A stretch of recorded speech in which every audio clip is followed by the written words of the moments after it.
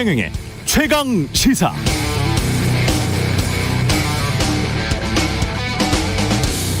네, 우리 같으면 어땠을까요? 18살 청소년이 초등학교에 들어가서 총으로 19명의 아이들과 2명의 선생님을 죽였습니다.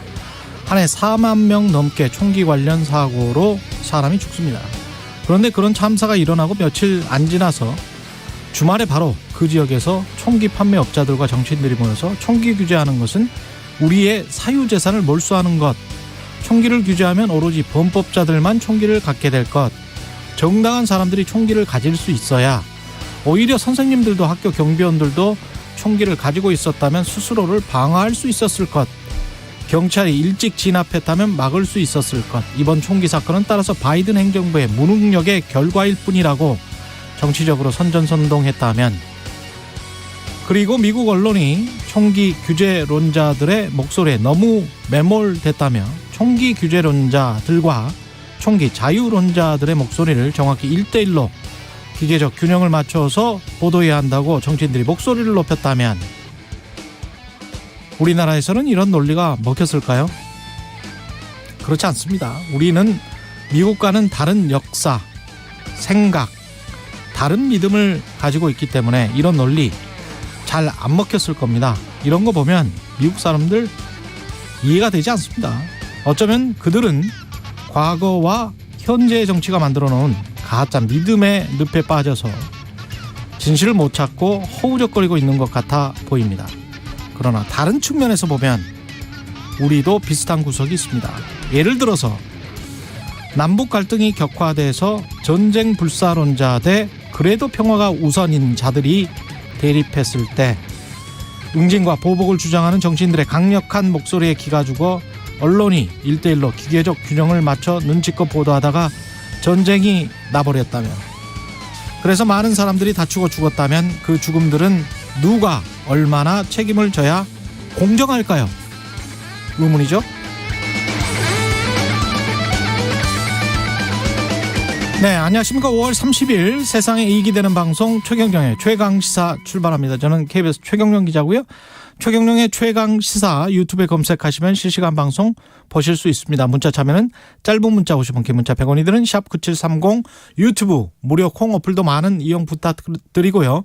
오늘 인터뷰 국민의힘 김기현 공동선대위원장, 정의당 배진교 공동선대위원장 만나보겠습니다.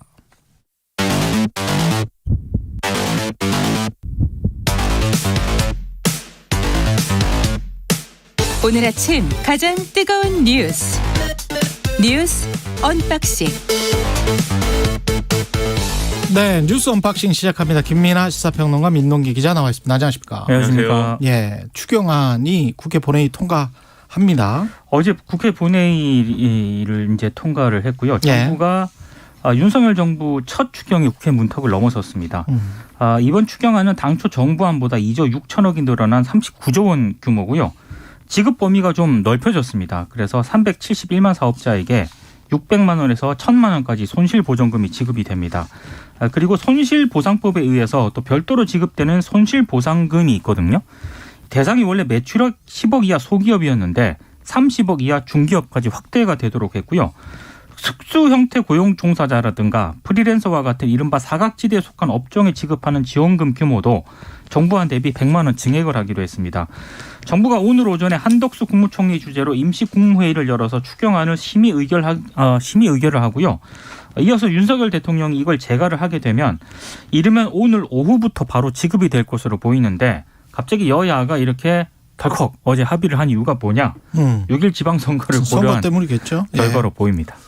선거를 의식한 거다, 이렇게 이제 얘기하기에 이전에 좀 줄다리기가 계속 이제 이어진 거에 대한 어떤 세부적인 얘기 평가를 좀 해볼 필요가 있는 게, 그러니까 정부는 어쨌든 정부대로 이제 이 추가 세수를 근거로 해서 59조였나요? 이 추가 세수를 근거로 해가지고 사실은 좀 이 비판의 소지가 있는 그런 어떤 추경 편성을 한 거고, 이게 59조의 추가 세수는 앞으로 이제 들어올 게 그 돈이라는 것이기 때문에 현실적으로 이제 한국은행에서 차입하는 형식으로 지금 이 재정을 편성하는 거잖아요. 그래서 그 부분과 관련돼서는 이게 이제 어쨌든 재정 운영상의 원칙이나 이런 거에 맞느냐, 뭐 이런 비판을 일부 이제 감수하고 지금 소상공인 자영업자들에게 이제 이 손실 보상에 준하는 어떤 지원이 필요하다고 판단한 결과이고, 민주당은 이 정부 여당이 이렇게 뭐 어떻게 보면 무리해서 편성한 추경도 사실 액수가 너무 적다. 좀 더 늘리자라고 해서 이제 줄다리기 하면서 여기까지 온 건데 다소 이런 느낌은 있어요. 그래서 선거를 기준으로 해서 우리가 보자면은 선거 앞두고 정부 여당이 어쨌든 추경 편성해가지고 이렇게 좀 영향을 미치려고 했던 거 아니냐라는 거에 더해서 이게 너무 정부 여당 표 추경 이렇게 되면은 민주당도 좀 이 여러모로 이제 면이 안 서니까 유권자들에게 좀 더 어필하기 위해서 우리가 그래도 이 정도 늘렸습니다. 이렇게 얘기하고 싶었던 거 아니냐. 뭐 이런 시각으로 접근하는 그런 비판도 있어 보이는데 정치적으로는 이런저런 해석이 나올 수 있겠습니다만 결국 이제 평가의 기준은 소상공인 자영업자들에게 어느 정도 지원이 현실적으로 지금 필요했던 거냐 이 부분이지 않습니까? 그래서 결국은 어쨌든 이 부분에 대해서는 지원이 상당 부분 이루어지게 된 거는 이 대통령의 공약이기도 했고 이전까지 우리가 필요하다고 인정했던 부분이니까 이런 여러 가지 정치적 논란들은 뭐 일단락 짓고 앞으로 이제 그러면 이 재정 운용에 대해서 어떻게 할 것이냐 등등을 앞으로는 건설적으로 논의하는 게 더 필요하다고 생각합니다. 그 59조라고 말씀하셨는데 그 숫자만 조정을 하면 53조가 초과 세수였고 53조. 예, 7조 정도가 정부 여당이 주장하는 지출 구조 조정. 근데 이거는 이제 이상민 나라살림연구원이랑 이야기를 해보니까 지출 구조 조정이 아니고 불용 예산과 이연되는 그런 예산들 이거를 말하는 거더라고요. 대부분이 다. 그래서 53조 플러스 7조 정도 해서 한 59조 정도 된다. 뭐 이런 이야기였던 것 같습니다. 그리고 이 53조의 초과 세수라는 것도 추정이잖아요. 그렇죠. 예. 1분기 끝나고 추정이기 때문에 그 경제 상황을 좀 봐야 될 것 같습니다. 그렇습니다. 예. 상황은 어떻게 될지는 모르겠습니다. 지방선거 사전투표율은 20.62% 역대 최고치고요. 2013년 사전투표제가 도입된 이후에 실시된 지방선거 가운데 가장 높은 그런 수치고요. 17개 시도 가운데 전남이 31.04%로 가장 높았습니다. 가장 낮은 곳은 대구였는데요. 예. 14.8%였습니다. 생각했던 것보다는 지금 사전투표율이 좀 높게 나와가지고요. 정치권이 약간은 그런 고무가 된 그런 분위기인데 지난 대선 여파가 작용했다는 그런 분석이 여전히 좀 강한 것 같습니다. 일단 국민의힘 쪽에서는 투표율 상승폭이 그렇게 큰 편은 아니다. 이렇게 예측을 하면서 높은 투표율이 자신들에게 유리한 쪽으로 작용할 것이다라고 예상을 하고 있습니다. 하지만 어찌됐든 사전투표에서는 보수층 투표율이 낮을 거라는 게 일반적인 예상이기 때문에 본투표 동료에 박차를 가할 것으로 예상이 되고 있고요. 6일 국회의원 보궐선거 사전투표율은 21.76% 잠정입니다. 이렇게 집계가 됐습니다. 항상 이제 사전투표율 얘기를 하면은 어느 쪽에 유리한 거냐 꼭 이제 이걸 얘기하게 되는데 이전까지는 어쨌든 뭐 민주당 지지 성향 유권자들이 사전투표에 좀 더 적극적이다라는 거는 뭐 통설에 가까운 얘기였는데 이번에는 어떨지 좀 지켜볼 필요가 있는 것 같아요. 그렇죠.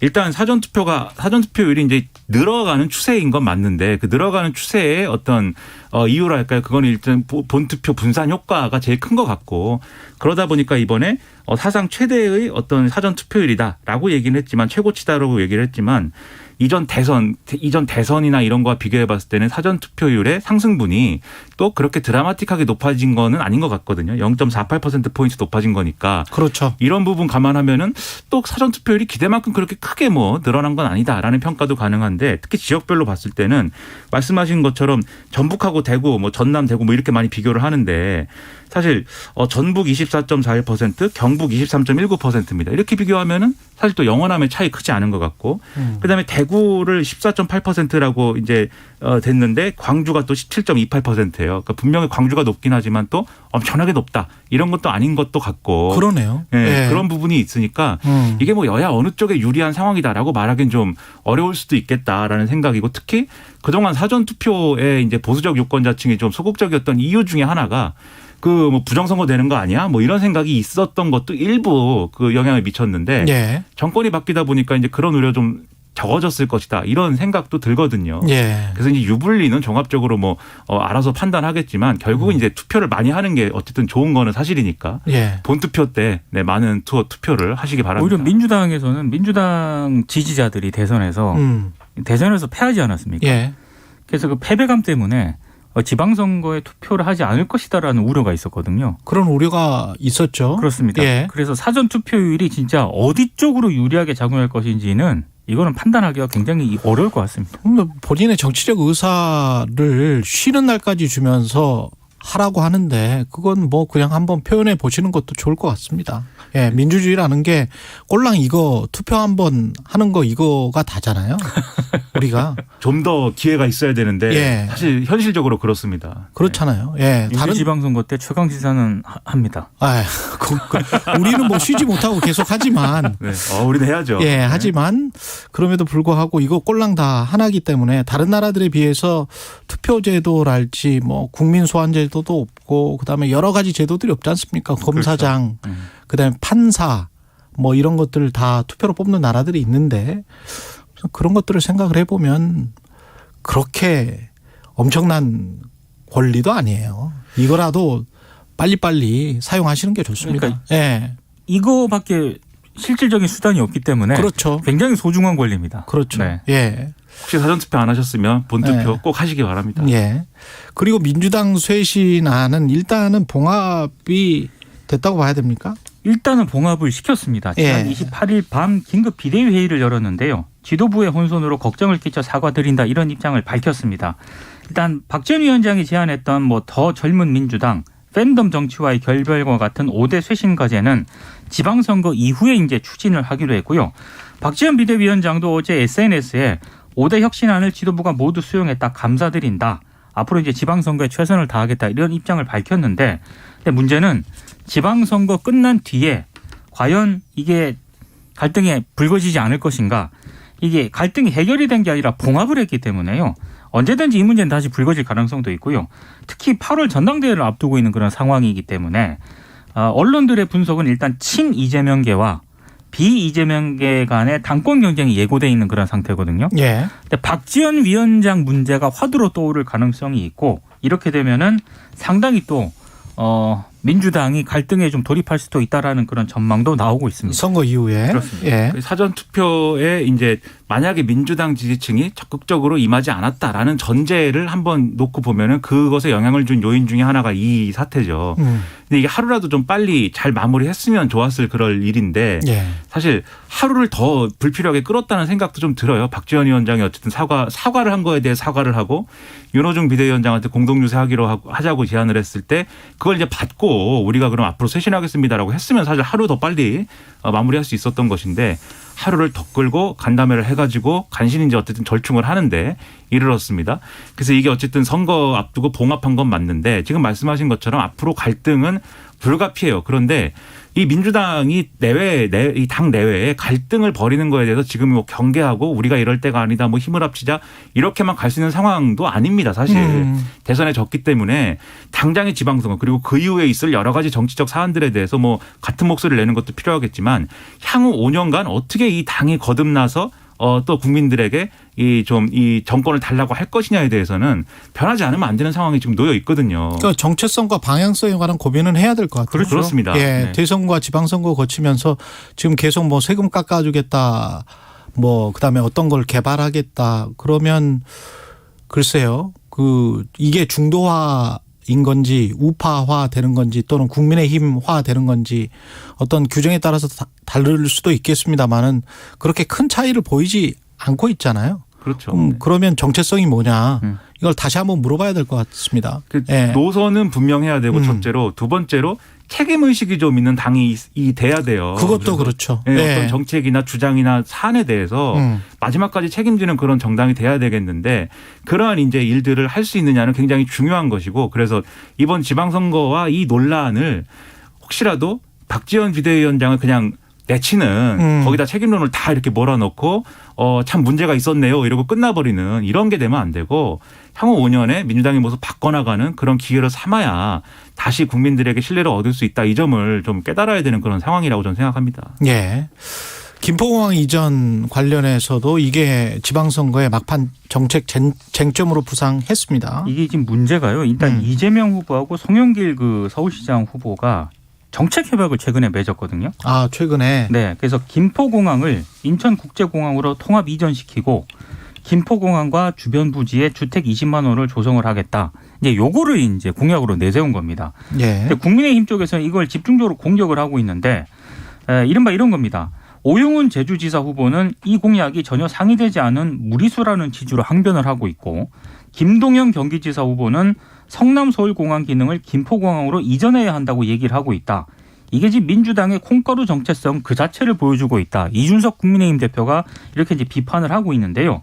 일단 국민의힘은 김포공항 이전으로 상당수 수도권 시민들의 접근성이 떨어지는 인천공항을 이용하게 되면 제주도의 관광업계가 피해를 볼 것이다. 이렇게 이제 맹공을 퍼붓고 있거든요. 예. 민주당도 약간 당혹스러운 분위기인 것 같아요. 왜냐하면 오영훈 민주당 제주지사 후보가 어제 제주시청 앞에서 기자회견을 열었는데 중앙당의 김포공항 이전 공약을 철회해 줄 것을 요청한다라고 밝힌 그런 상황입니다.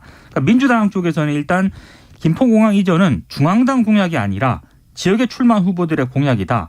우리 당 후보들 간 지역에 따라 의견 차이가 있다. 약간 한 발 물러서는 모양새인데 조금 당혹스러운 그런 분위기가 좀 느껴지는 것 같습니다. 그러니까 이게 공항이라는 건 어쨌든 전국적인 영향이 있는 거여서 전국의 어떤 교통망이나 이런 거를 근거로 해가지고 사실 어떻게 배치할 것이냐 이런 걸 항상 논의를 하게 되는 것인데 김포공항에 지금 상당 부분에 어쨌든 남아있는 여객 수요라는 건 제주행이기 때문에 그 부분에서 당연히 이제 제주도에서 우려를 할 수밖에 없죠. 그러니까 이게 그냥 어떤 선거의 문법으로 좀 말씀을 드리자면 인천 계양을 해 나간 이재명 후보하고 송영길 서울시장 후보가 어쨌든 개발 관련 공약을 해야 되기 때문에 제주도에서 좀 반발할 얘기도 제주도는 그래도 상황이 좀 괜찮으니까 좀 끌어다 쓴 거에 가까워요. 그래서 제주도에서 조금 어떤 비판과 논란을 감수하더라도 수도권의 호재를 만들어 보겠다 이렇게 나온 건데 국민의힘이 그걸 이제 그냥 넘어가지 않는 거죠. 그래서 그렇죠. 바로 이제 제주도의 역공을 들어가는 거고 우리가 비유하기는 일종의 이제 빈집털이 당하고 있는 건데 민주당이. 근데 이런 거를 공약을 할 때 예를 들면 굳이 이 김포공항 이전 얘기를 하려면 나머지 대안이나 이런 것들도 잘 설계된 어떤 그런 거를 가지고 비판이나 이런 걸 차단하는 방식을 해야 되지 않습니까? 근데 예를 들면은 GTX를 더 잘 만들어 가지고 인천공항의 접근성을 높이겠다. 뭐 이런 얘기까지는 그렇다 치는데 뭐 해저 터널을 만들어 가지고 제주도의 관광 수요를 충족시킬 수 있다라든지 또는 이제 최근에 좀 기사가 나온 거는 이제 이재명 후보가 앞으로 항공기는 수직이 착륙을 한다든지 뭐 이런 게 사실은 즉흥적으로 그냥 이렇게 좀 지금 이 비판이 제기되니까 즉흥적으로 대응하려는 어떤 논리처럼 비춰지기 때문에 이런 것들이 오히려 이 공약은 준비가 되지 않은 얘기 아니냐. 이런 비판을 살 수밖에 없는 거거든요. 그래서 이 김포공항 이전을 얘기하는 것도 좀 여러모로 좀 의문인 부분도 있지만 이걸 설명하는 방식도 그렇게 좀 잘 정제되지 않았다는 인상을 준다는 점에서 이거 좀 민주당에는 좀 어떤 불리한 상황으로 갈 수도 있겠다 이런 좀 느낌입니다. 이게. 지난번 대선 때도 김포공항 이전 문제 하면서 여기에다가 신도시 만든다고 했었잖아요. 그렇습니다. 대선 공약이었었고. 근데 대선 공약 나오기 전에 2021년 12월 9일 로컬 뉴스를 보니까 이 김포공항 이전 문제에 관해서 다수 민주당 의원들도 로컬 뉴스 그대로 당시의 보도를 인용을 하자면 제주도 가려고 인천까지 가야 하느냐는 불만이 나올 수밖에 없다. 이게 다수 민주당 의원들의 반대의 목소리였어요. 근데 이제 그때도 대통령 선거 때 그 서울 부동산 공급 그런 이야기 하면서 이제 김포공항에 20만 신도시 만들겠다. 그때는 전국이니까 서울의 부동산 공급이 플러스가 되는 유권자 민주당 지도부 입장에서는 그렇게 생각을 했을 거고 다른 지역은 마이너스가 별로 없을 것이다 이렇게 생각을 했을 텐데 이번 지방선거 같은 경우는 핵심적인 이익이 걸려 있는 곳이 있는 거잖아요. 그렇죠. 제주도라는 핵심적인 이익이 걸려 있는 곳이 있고 각각 따로 선거를 하고 있기 때문에 이게 전략적인 판단이 맞는가 아니면 각주국엄식에 그냥 흘러와 버렸는데 아 거기에 내 칼이 떨어져 있었지라고 배에다가 표시를 하는 그런 우를 범하고 있는 거 아닌가 그런 생각도 들고요. 각주국엄이라는 측면에서 봤을 때는 부동산 공급 막는 논을 지금 민주당 스스로가 과거에는 비판을 했었잖아요. 그렇죠. 그걸 부동산 공급을 하면 모든 게 해결이 돼. 그다음에 부동산 세금 깎아주면 모든 게 해결이 돼. 그렇게 지금 가고 있는 것 같아요.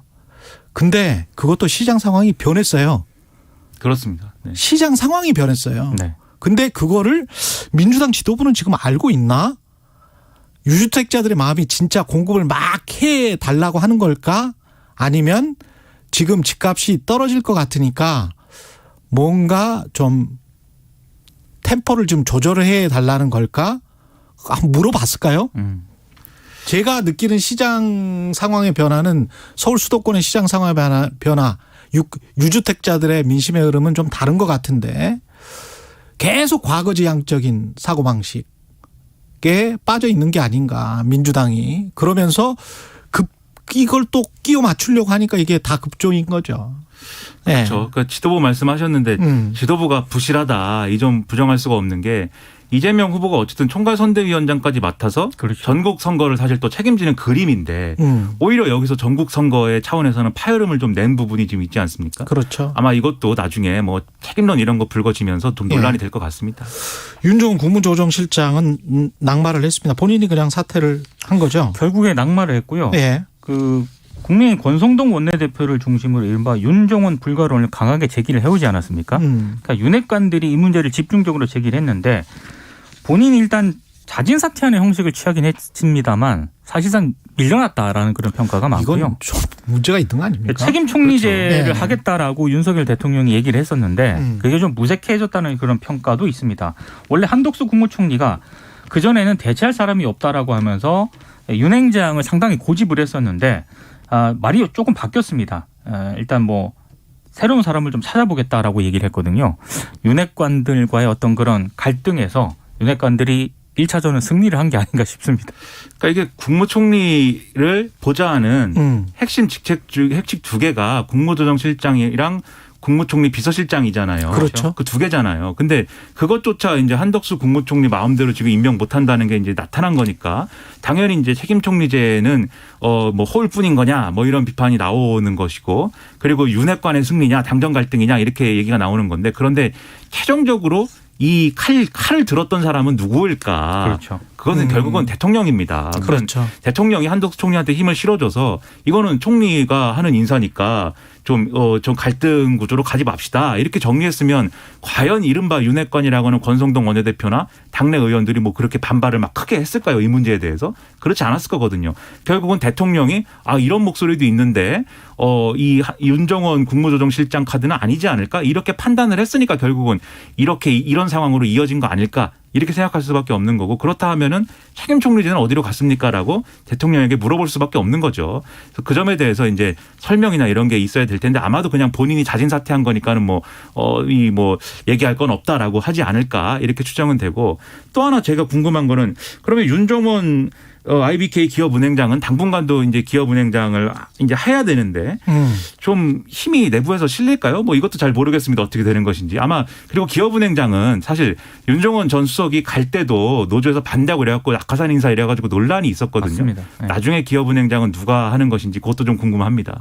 나중에 국무조정실장은 누가 하는지 그것도 궁금하고. 그렇죠. 네. 그리고 국무조정실장을 우리가 뭐 늘공 어공 이렇게 비유를 하잖아요. 늘공이라는 거는 행정고시 출신으로 그냥 계속 공직 생활에 있었던 것. 근데 국무조정실장이 각 부처를 협의, 연락 뭐 이런 자리란 말이죠. 조율하고 그런 거죠. 네. 한 번이라도 어공이 된 적이 있는지 한번 찾아보십시오. 없습니다. 예. 그리고 정치인들이 윤핵관이고 누구고 간에 정치인들이 국무조정실장에 관해서 이거는 이 관료 출신은 안 된다. 그런 역사가 있었어요? 없어요. 그런 역사가 없습니다. 없었는데요. 예. 국무조정실장이 너무 최근에 이상해요, 이거. 국무조정실장을 역임한 사람들이 잘 나가는 어떤 그런 특징이 보인 건 분명합니다. 부총리가 막 됐죠. 그렇죠. 네. 아니 그 국무조정실장이라는 자리가 굉장히 중요하잖아요. 중요합니다. 네. 각 부처를 조정을 하는 건데 얼마나 중요합니까? 그러면 보통은 행정고시 출신들이 되고 그렇죠. 그때 윤종원 그 은행장이 어떤 경력상 그게 안 되는 경력이냐? 능력 본다며요. 능력은 그 일반적인 관료사회의 평가는 두 가지 이 얘기가 있는 것 같아요. 능력은 충분하다. 한덕수 그렇죠. 총리도 얘기했듯이. 근데 다만 뭐 그런 건 있는 것 같아요. 뭐 독선적이다라는 평가 뭐 이런 평가는 있는데 뒤집어 얘기하면 그게 조직 장악력이라든가 추진력이 좋다는 얘기도 되는 거거든요. 그렇죠. 사실 문재인 정부에서 경제수석 할 때도 당시 문재인 대통령이 그립이 좋으시다면서요라고 얘기했다라는 그 보도가 있을 정도로 그 점이 이제 주목을 받았는데 오히려 그런 것들이 비판의 포인트가 돼가지고 다 이제 불가로 번졌으니까 오히려 그 배경의 어떤 상황들을 의심할 수밖에 없는 겁니다. 그러니까 생각해도 누군가가 있지 않을까. 이렇게 생각을 할 수밖에 없는 거죠. 예, 그랬을 가능성이 좀 있습니다. 여기까지 하겠습니다. 뉴스 언박싱 민동기 기자 김민아 시사평론가였습니다. 고맙습니다. 고맙습니다. KBS 1라디오 최경영의 최강시사 듣고 계신 지금 시각 7시 45분으로 향하고 있습니다. 출근길 날씨 정보입니다. 곳곳에 약한 비가 내리거나 빗방울이 떨어지고 있습니다. 우산을 챙겨서 나가시기 바랍니다. 오전까지 전국 대부분 지방에 가끔 비가 오겠고요. 오후부터 저녁 사이에는 북쪽을 지나는 또 다른 비구름의 영향으로 중부지방과 전북 지역에 비가 오는 곳이 있겠는데요. 양은 5mm 안팎으로 많지는 않겠습니다.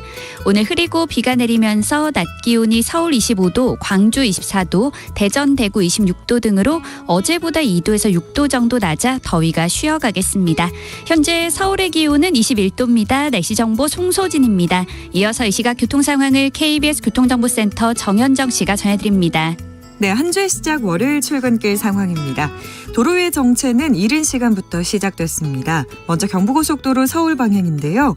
양산부터 막히기 시작했고요. 북천안에서 이어서 정체입니다.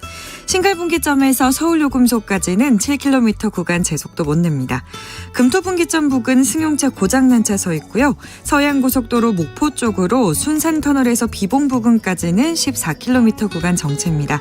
한평휴게소 부근에서는 2차로에 화물차 사고가 있어서 주의가 필요하겠고요. 한편 서울시내는 강변북로 일산으로 향하는 길인데요. 4차로에 고장난 차가 서 있습니다. 출근길 정체가 더해져서 차로 변경하기가 더욱더 혼잡한 상황이니까요. 안전하게 지나시기 바랍니다. KBS 교통정보센터에서 정현정이었습니다. 공정, 공익, 그리고 균형. 한 발짝 더 들어간다. 세상에 이익이 되는 방송. 최경영의 최강시사. 네, 한국산 가상화폐 루나 그리고 테라 가격 폭락 사태를 맞아서 검찰과 경찰이 본격 수사에 나섰습니다.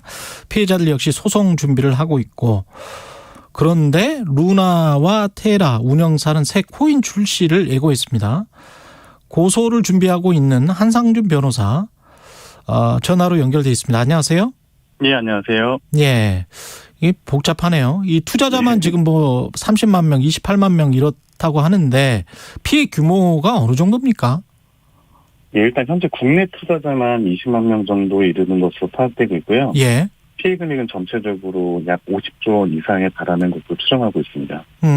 피해 금액이라는 게 고점 대비 폭락한 이 루나나 테라의 가치 뭐 이렇게 되는 건가요? 예, 맞습니다. 일단 최고점일 때 거의 시총이 60조 원에 달했기 때문에 현재 가치와의 좀 차이를 본다면 한 50조에서 60조 사이가 될 것으로 좀 보고 있습니다. 이게 뭐 스테이블 코인이라고 해가지고 그 이름 자체가 뭐 안정적인 것 같아서 사람들이 혹했었잖아요. 예. 그런데 다른 가상화폐와 뭐 차이가 있었던 겁니까? 네. 스테이블 코인은 일단 그 말 그대로 어떤 특정한 법정 통화에 고정되도록 설계된 암호화폐인데요. 이걸 우리가 패깅이라고 하거든요. 그래서 법정 통화 중에 달러가 가장 널리 통용되고 있기 때문에 보통의 스테이블 코인들은 1달러의 가치를 고정시키고 있어요. 그런 코인들이 많이 생기고 있고, 기존의 이제 비트코인이나 이더리움의 경우에는 여러 가지 어떤 경제적 요소로 인해서 가격 변동성이 좀 상당히 있는데, 스테이블 코인은 이게 1달러에 고정이 되기 때문에 매우 안정적인 암호화폐라고 저희가 인식을 하고 있습니다. 그래서 달러의 가격이 뭐 오르고 내리는 것 외에는 별도의 이제 가격 변동성이 발생하지 않는 게 원칙이고, 테라 루나 이 알고리즘에서 테라도 EX라는 스테이블 코인을 발행했는데, 근데 이 코인은 다른 EX 다른 스테이블 코인이랑 좀 차이가 좀 있는 게, 다른 스테이블 코인들은 보통 1달러의 그 암호화폐를 발행할 때는 그에 상응하는 좀 준비금을 좀 준비해 놓는데요. 근데 이 루나테라 같은 경우에는 준비금 없이 발행된 그냥 알고리즘 스테이블 코인이었다는 점에서 좀 차이가 있습니다. 보통 우리가 뭐 달러를 패깅한다고 하긴 하잖아요. 달러를 왜 고정환율제, 홍콩 고정환율제 과거에 있었던 뭐 이런 식으로 하는데, 그렇게 하면 중앙은행에서 뭐 금을 가지고 있다 할지 뭐 국채를 가지고 있다 할지 뭐 이렇게 하지 않습니까? 어떤 담보가 제공되는 그래서 담보가 있잖아요. 그런데 이제 그런 게 하나도 없었다는 거잖아요. 이거는 일단 담보로 이제 구성된 게 아니고 1테라가 1달러다라고 사실은 그렇게 알고리즘을 구성해 놓고 이제 1테라가 1달러 밑으로 내려가게 되면 루나를 발행해서 결국 테라를 1달러에 맞춘다. 이게 그 논리적으로 그들이 구상했던 알고리즘이었거든요. 근데 이번에 완전히 다 깨져버린 거죠. 그렇죠.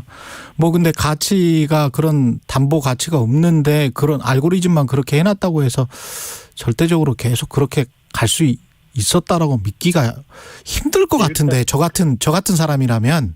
예. 근데 이걸 시장에서는 그렇게 믿고 게다가 20% 정도는 20%를 뭘 주겠다고 했어요? 이익을?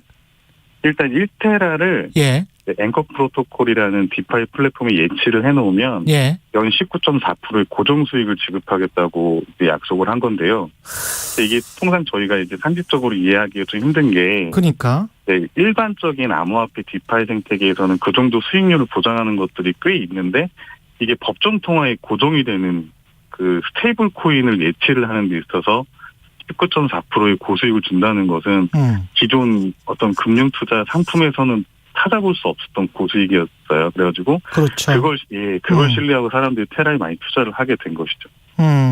근데 우리가 뭐 복잡하게 알고리즘 뭐 루나 테라 이렇게 이야기를 하지만 20%의 고정 수익을 준다는 것, 이 말을 했었을 때 자체가 폰지 게임이다, 피라미드다, 이런 생각을 갖게 하는 거 아닙니까, 사실? 일단 저희가 사기 혐의 중에 가장 입증이 수월하겠다고 생각하는 부분이 바로 그 점입니다. 일단 19.4%의 수익을 주겠다는 것은 어떤 수익 구조가 있는 사업 모델이 있고, 예. 그 모델을 통해서 이익을 창출한 다음에 수익을 줘야 되는 건데, 당연하죠. 예, 지금 이 구조가 뒤에 들어오는 사람들의 투자금으로 앞에 투자했던 사람들의 수익금을 지급하는 구조로 되었을 가능성이 매우 높기 때문에 예, 그래서 이걸 폰지 사기라고 저희가 지금 고소를 하게 되었습니다. 근데 누군가가 이 취약한 구조를 먼저 간파를 하고 이제 공매도를 해서 크게 폭락했다. 공매도 공격이 있었다. 뭐 이렇게 봐야 되는 건가요? 어떻게 봅니까? 일단 지금까지 루나하고 테라의 알고리즘이 어느 정도 유지가 됐는데 중간중간에 저희가 디패깅이라고 해서 테라가 1달러의 가치가 약간 내려오는 그런 상황들도 생긴 적은 있거든요. 예. 근데 이게 0.9달러로 내려가고 0.6달러로 이렇게 아주 큰 디패깅이 발생한 건 이번이 처음입니다. 근데 이 정도의 디패깅이 발생될 정도의 테라를 매도한다라는 것은 이제 테라하고 루나의 같이 하락에 베팅을 한 숏 포지션을 잡은 세력이 아니고서는 굳이 이런 사태를 촉발할 이유가 없거든요. 근데 그 공매도의 공격은 불법입니까? 합법입니까? 일단 공매도 자체가 불법은 아닙니다. 불법은 아니죠. 예. 그러면 그 사람들은 자본주의에서 이거는 가치가 이렇게 평가돼서는 말이 안 돼라고 생각한 스마트 머니일 수도 있는 거 아니에요? 예, 일단 뭐 공매도 자체가 불법도 아니고 이 어떤 알고리즘을 깨서 나는 여기서 하락에서 발생하는 이 차익만큼의 수익을 보겠다라고 한 것 자체는 어떻게 보면 투자자 입장에서 그런 포지션을 취할 수도 있는 건 맞죠. 그렇죠. 그러면 변호사님이랄지 피해자들이 고소를 준비하는 곳은 결국은 테라나 루나의 운영사 대표를 일종의 사기 혐의로 고소를 하는 겁니까 지금? 사기하고 유사수신. 사기와 유사수신. 예. 저희가 고소를 준비하고 있는데요. 예.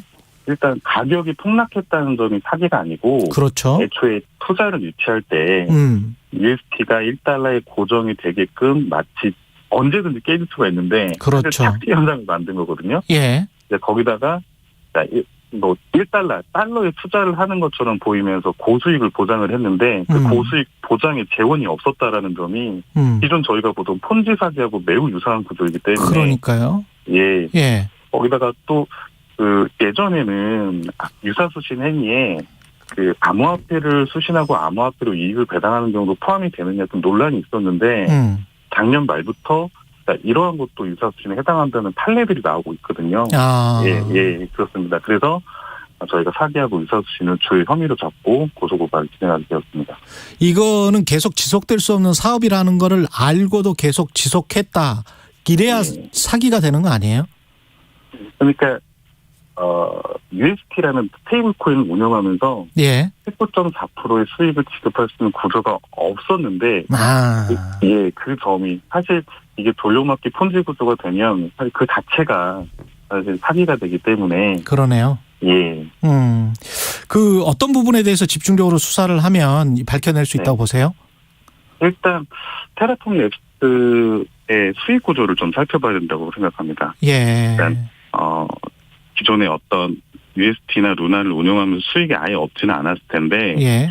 19.4%의 수익을 보장한 시점, 그 당시에 그런 수익을 영속적으로 보장할 수 있는 모델이 있었고 그게 확장될 수 있는 생태 구조를 갖췄는지 판단을 좀 해봐야 된다고 생각을 하고요. 예. 일단 지금 테라폼에서 직원들에 대한 소환 조사가 있다고 보도가 나온 것 같은데 예.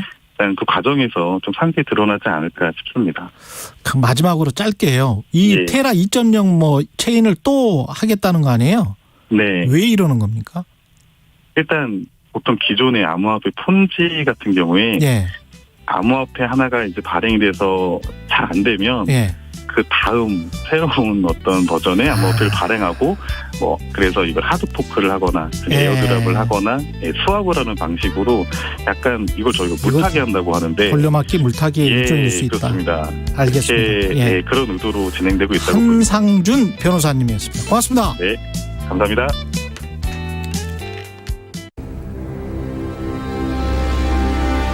예, 21년 2월 19일 금요일 어선 거룡호가 전복된 사건입니다. 2022 KBS 연중기획 기억을 기록하다. 그때 풍랑지부가 발효돼서 상당히 기상이 좋지 않은 상황에서 헬기로 이동하여 수중 수색을 진행하려고 했지만 뒤집어진 선박 위에 올라가는 자체도 엄청 어려운, 그리고 파도가 많이 쳐서 많이 맞고 구조자들이 많이 날아가고 부상도 많이 입은 그 선박 선미 부분에 그물이 100m 정도 날려있는 상태에서 그물이 만약에 저희 잠수 장비에 이제 걸리게 되면 엄청 위험하고 많은 어려움이 있었습니다. 그 당시보다는 이제 갔다 와서 이제 복귀했을 때 사고가 일어나기 한 달 전에 저희 둘째 아들이 태어났는데 그때 생각해보면 좀 가족에 대한 애틋한 마음은 다 있겠지만은 그 현장에서는 그런 생각보다는 이제 사건이 빨리 해결됐으면 좋겠다는 생각밖에 없지 후회된 적은 아직 없습니다. 제가 안전해야 하고 제가 안전하게 구조해야만이 우리 가족을 지킬 수 있다는 생각으로 가족을 구하겠다는 마음으로 열심히 최선을 다해서 구조 활동에 임해야 되겠다고 생각하고 있습니다. 사건이 없는 게 제일 저희도 원하는 거죠.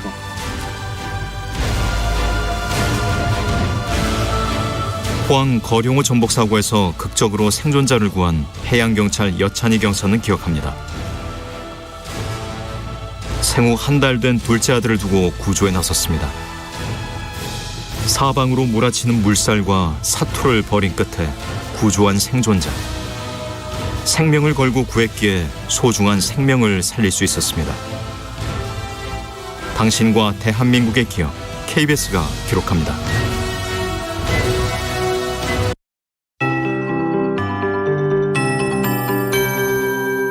KBS 58분 날씨. 하늘이 흐립니다. 오늘 전국 곳곳에 약한 비가 내렸다 그쳤다 하겠고요. 더위는 쉬어갈 전망입니다. 지금 비는 충북과 전라남북도 부산 등에 약하게 오고 있고 그 밖의 지역에는 빗방울이 떨어지고 있습니다.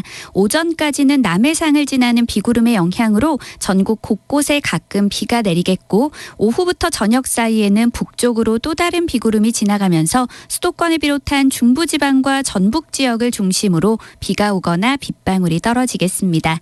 예상 강수량은 경기 동부와 강원 내륙과 산지는 5mm 안팎, 서울 등 그 밖의 지역은 5mm 미만이 되겠고 경기 동부와 강원 영서에는 천둥 번개가 치는 곳도 있겠습니다. 오늘 낮 기온은 서울이 25도, 부산, 전주 23도, 강릉과 대전, 대구 26도 등 전국이 21도에서 26도 분포를 보이며 어제보다 2도에서 6도 정도 낮겠습니다. 한편 지금 강원 동해안과 경북 지역에는 건조주의보가 발효 중이어서 불조심하셔야겠습니다. 내일은 다시 하늘이 맑아지겠는데요. 아침 기온이 오늘보다 5도 안팎 떨어지며 쌀쌀하겠고 낮에는 오늘보다 기온이 올라서 일교차가 무척 크게 벌어지겠습니다. 현재 서울의 기온은 21.6도, 습도는 70%입니다. 송소진입니다.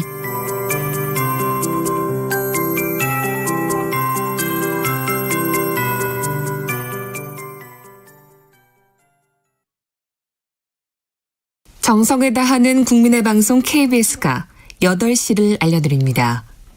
AM 711kHz, FM 97.3MHz, KBS 1라디오입니다. HLKA.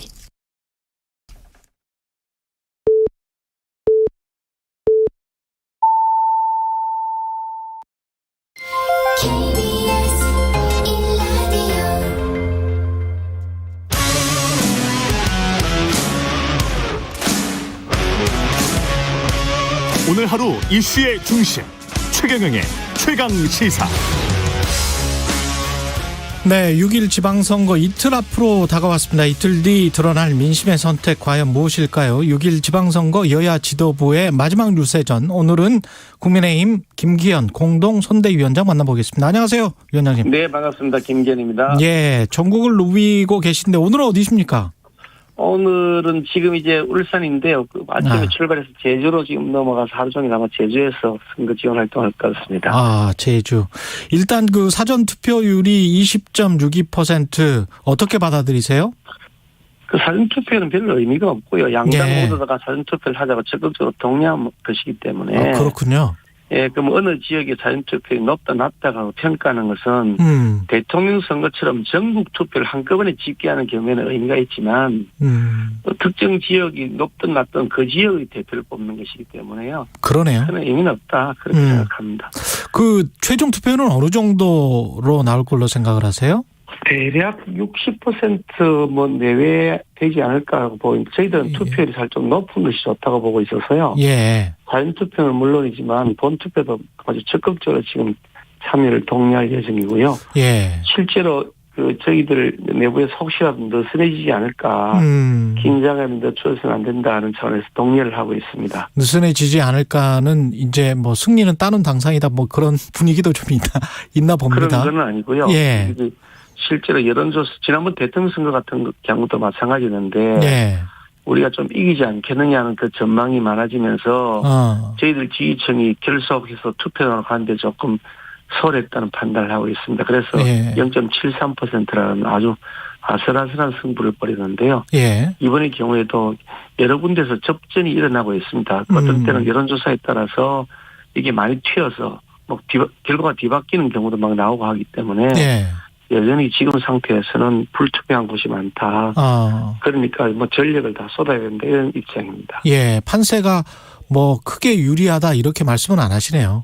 전체의 흐름 자체는 처음 시작할 때보다 지금 선거운동 기간 10여일 지나면서 저희들에게 좀 더 유리한 그런 구도의 흐름을 보이는 것은 맞습니다. 이재명 후보 같은 경우가 그런 뭐 어떻게 보면 촉진제 역할을 한 것인데요. 뭐 엉뚱한 공약을 막 내세우질 않나. 그러면서 뭐 개항이 호구냐 이런 터무니없는 그런 그 공천에 대해서 국민들이 그 어떤 반발 같은 것들이 전국적으로 많이 이렇게 회자되고 있어서 그런 측면에서 또 윤석열 대통령이 그동안 취임 후에 보여주었던 그 서민적인 행보들 그리고 개방적이고 소탈한 모습들 거기에 또 저희 당 민주당 내에서는 내분이 생겨서 지도부끼리 서로 치고받고 싸우지만 우리 당 내부에서는 그런 불협화 없이 단일 대우로 잘 이렇게 보조를 맞추는 모습 이런 것들이 여러 가지 호재로 작용하고 있는 것은 맞습니다만은 여전히 투표는 결과가 말해주는 것이기 때문에요. 마지막까지 저희들은 우리 편을 투표한다고 계속 독려하고 있습니다. 엉뚱한 공약이라는 건 뭘 구체적으로 말씀하시는지. 느닷없이 그 김포공항을 없애버린다고 하니까 황당하게 짝이 없는 거죠. 전 세계 공항에서 국제선, 국내선을 통틀어서 김포공항이 압도적인 1등이거든요.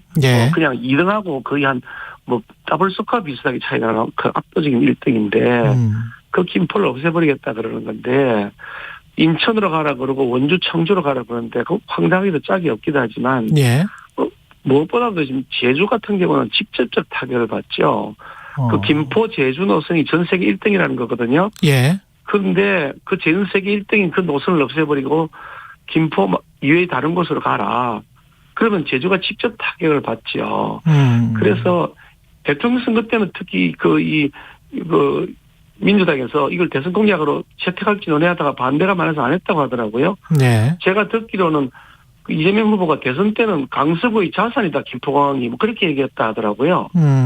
그런데 느닷없이 또 개항에 가더니 그 김포공항이 이거 애물단지다라고 얘기하는 것이니까 참 황당하다. 아무 말 대잔치를 하는 것도 이 정도면 뭐 너무 넘어선 거 아니냐, 선을. 막 던진다, 공약을. 무책임하다. 이런 생각이 들지 않을 수가 없는 거죠. 이번에 이곳을 이기면 우리가 이번 선거를 그래도 이겼다라고 할 만한 어떤 격전지 뭐 이런 것들은 어딜까요? 저희들은 뭐 전부 어느 지역 하나 없이 다 똑같은 비중을 가지고 있습니다. 다 똑같은 국민이지 1등 국민, 2등 국민이 있는 것이 아니니까 예. 전국 지방정부 다 똑같은 비중을 가지고 저희들이 이기기 위한 노력을 하고 있고요.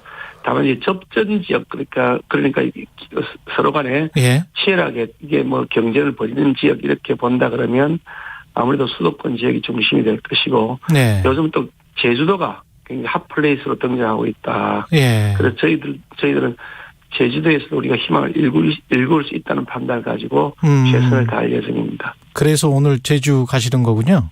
네, 그렇습니다. 예.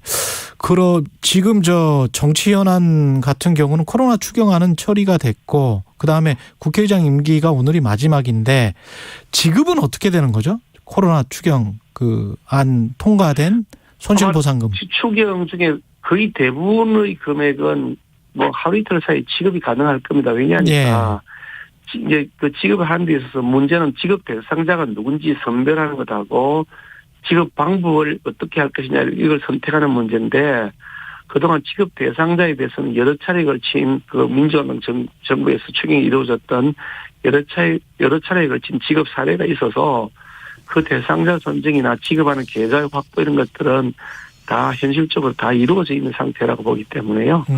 그 지급하는 금액만 딱 정해지고 나면 바로 하루 이틀 사이 다 지급될 수 있을 것으로 판단하고 있고요. 예. 나머지 조금 추가가 된 부분들이 있는 것은 조금 더 시간을 가지고 조사를 하겠지만 그것도 빠른 시일 내에 지급이 될 것입니다. 그 손실보상 소급 적용 문제 같은 거는 어떻게 그 앞으로 이제 논의하기로 한 거죠? 이거는. 사실 이 손실보상의 소급 문제는 작년부터 저희들이 심지어 천막 농성을 뭐 장기간 이어가면서까지 이걸 법으로 보장해야 된다라고 예고를 했는데 민주당이 끝내 그걸 거부를 했죠. 민주당이 여당이기도 하고 다수당이기도 하니까 자기들 마음대로 자기들 입맛에 맞는 법을 통과시켜버렸고요. 그 법이 지금 현재 적용되고 있는 겁니다.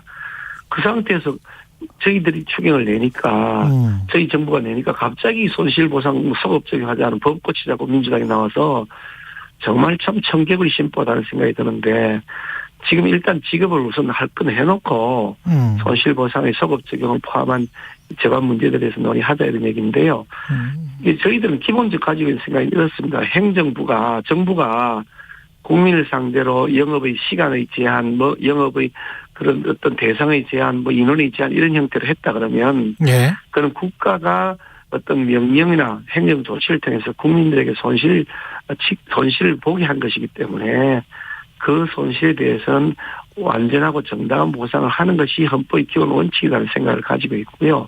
앞으로 그와 같은 형식으로 제도를 개선해 나가야 된다고 보고 있습니다. 그 윤호중 민주당 비대위원장은 손실보장 그 소급 적용 관련해서 대통령이랑 여야 지도부가 좀 같이 만나서 논의를 하자 뭐 이렇게 지금 이야기를 하고 있는데 이거는 좀 이르다 이렇게 보고 계십니까? 아니 제가 보세요? 그 기사를 보면서 정말 뚱뚱치 같은 분이다. 손실보상하자고 손실보상 처음부터 완전하게 정당하게 소급 적용하자고 수십 일 동안 천막 농성하고 심지어 우리 최성재 어떤 경우는 단심 농성까지 했는데 그때는 들은 척도 안 하고 아랑곳하지도 않고 자기들 마음대로 통과시켜놓고 느닷없이 이제 갑자기 야당됐다고 손실보상 소급 적용하는 법 만들자고 하자니 참 정말 청개구리 심보다. 정말 어떻게 이렇게 하루아침에 달라지냐. 사람이 체면이 있어야지 생각이 드는데요. 영수회담이라도 웃기는 것이 영수회담이 영수가 어디 있습니까? 대한민국에 다 똑같은 국민들의 선출직인 심부름꾼인 거죠. 대통령도 심부름꾼인 거고요. 영수란 말 자체가 틀린 용어고요. 제가 야당 대표할 때 우리 당이 야당일 때 대표할 때 문재인 대통령이 만나자고 아무리 얘기해도 답변도 없습니다. 만나자 말자 답변도 없으시더니 우리 대통령은 빨리 처리하고 만나자 그러지 않습니까? 지난번에 제가 알기로는 추경 예산안 그거 시정연설할 때 마치고 나서 마포에 소주라도 한잔 합시다라고 민주당 측에 제안한 것으로 알고 있습니다. 민주당 측에서 그에 대해서 거부하는 반응을 보였다고 제가 들었는데요. 예. 언제든지 그냥 뭐 마포에 있는 식당에서 만나서 얘기합시다. 청와대 같은 구중궁궐에서 만나가지고 뭐 비밀스럽게 할 것 없이 국민들을 속으로 들어가 속타라 얘기합시다. 그게 윤석열 대통령이 가지고 있는 현재까지의 모습이고 그렇게 공식적으로 반응을 이미 그런 답변을 내놨지 않습니까? 예. 언제든지 야당 대표가 만나서 얘기하지 왜 못하겠습니까? 오히려 안 한 것은 민주당 정권입니다. 제가 그렇게 만나자고 해도 소식이 없더라고요. 예. 지금 전 정치권 관심은 뭐 선거도 선거지만 선거 이후에 당내 파워 게임이나 뭐 이런 거에도 이제 관심이 좀 있나 봐요. 그래서 최근에 이제 국무조정실장으로 내정됐던 윤정원 IBK 기업은행장 낙마 과정에서 권성동 원내대표가 강력하게 반대를 했잖아요. 그게 어떤 사람을 염두에 둔 겁니까? 혹시? 윤정원 은행장 같은 네. 경우는 그분에 대한 평가는 각자 시각에 따라서 다르니까 네. 그것은 각자의 판단에 맡기기로 하고요. 이번에 정권 교체를 그게 뭐 때문에 정권 교체가 됐느냐, 이유가 뭐냐. 지금까지 했던 문재인 정권의 부동산 정책 실패, 소득 주도 성장 정책의 실패, 그리고 관치 경제의 강화를 통한 민간 경제의 억제기, 이런 것들 때문에 국민 살기가 너무 힘들어졌다. 그래서 정권을 교체해야 된다는 것이 중요한 이유 중에 하나인데, 그 경제정책의 최고 핵심에 있었던 분이 다시 바뀐 정권에서도 핵심 역할을 하게 되면 그건 정권 교체의 의미가 없어지는 것 아니냐 하는 것이 우리 당내 절대 다수의 의원들의 의견이었고요. 그 권성동 의원의 개인적 의견이 아니라 절대 다수 의원의 의견이었고, 저도 권성동 원내대표한테 그분이 돼서는 안 된다는 의견을 명확하게 전달했고, 그런 면에서 보면 그게 주도권 싸움 이런 문제는 아니고요. 정권 교체의 의미를 정확하게 파악하자라고 하는 그런 정체성의 문제라고 생각합니다. 대통령실은 혹시 어떤 의견이었습니까? 관련해서? 그렇지, 대통령실하고 제가 직접 쫓아가진 않았고, 권성동 대표하고는 이런저런 얘기를 나눴습니다만 그 얘기를 제가 다 말씀드리기는 적절하지 않은 것 같습니다. 그래요. 민주당에서는 이렇게 되면은 총리가 책임 총리제라고 해놓고 이게 자기 사람인 비서실장이나 국무조정실장도 임명 못하면 허수아비 총리 아니냐, 식물 총리 아니냐 이렇게 이제 비판을 하잖아요. 책임 총리라고 하는 것이 국민에 대해서 책임지는 거잖아요. 정권 교체를 하는 국민들에 대해서 책임을 지고 일을 하겠다는 것인데, 국민들은 예전에 경제정책이 잘못됐다고 해서 정권 교체를 했는데 국민들이 뜻과 달리 옛날 사람을 쓰겠다 그러면 그거는 맞지 않나요? 그건 식물총리이 아니 이렇게 구별하는 거하고는 전혀 다른 차원을 가서 섞어가지고 차원이 다른 얘기를 섞어서 얘기하는 것 같습니다. 그렇군요. 정호영 전 복지부 장관 후보자에 이어서 후임으로 지명된 김승희 복지부 장관 후보자 역시 이게 말에서 어떤 말들은 조금 좀 심한 말들이 있었다. 부동산 갭 투기 의혹이 있다. 이해충돌 논란이 있다. 이런 건데요. 이거는 당에서는 어떻게 보고 계시는지도 궁금합니다. 이제 청문 초기 단계이고 청문회를 하는 과정에서 본인이 해명할 건 해명하고 반박할 건 반박하고 할 테니까 지켜보면 될 것 같고요. 다만 이제 과도하게 흠집내게 하는 것들은 좀 보인다는 느낌이 좀 드는 것이 병력 문제에 관해서 아드님이 이 자료를 보니까 어릴 때 눈이 찔려가지고 한쪽 눈이 영구 실명 상태가 되었다고 하거든요. 그러니까 한쪽 눈이 나빠지면 다른 쪽 눈도 같이 나빠지게 되는데, 그래서 병역 면제를 받았다는데 그거 가지고도 시비를 걸었다 이런 얘기가 있다고 한다는데 그런 것은 별로 그렇게 바람직하지 않은 것 같고요. 농지법 이런 얘기를 하는 것 같던데 이분이 농지를 샀을 때 매입할 당시는 89년도라는데 그때 농지법은 96년에 제정이 되었기 때문에 매입할 때 농지법이 적용이 되지 않았다고 합니다. 그러니까 제정되지 않은 법을 가지고서 소급에서 적용시키자. 법에는 소급 적용을 배제하게 이미 되어 있는 농지법이 그렇게 되어 있습니다만은 이런 형태의 그런 과도한 주장이었다고 하는데요. 그 지금 민주당 쪽 의견이요. 그래서 그런 부분들은 뭐 청문회 과정에서 밝혀지면 될 것이니까 예. 지켜보시죠. 뭐. 예. 그리고 저 법무부 권한 비대화 관련해서 한동훈 장관 인사정보관리단 이거는 내일 구성되고 공식 업무 시작이 다음 달 7일 이렇게 관측들이 나오고 있는데 우리의 목소리가 야권에서 계속 나오고 있습니다. 그렇죠. 저는 정말 이해가 안 되는 것이 예. 정말 문제가 되는 것은 대통령 비서실의 권한이 과도하게 크다.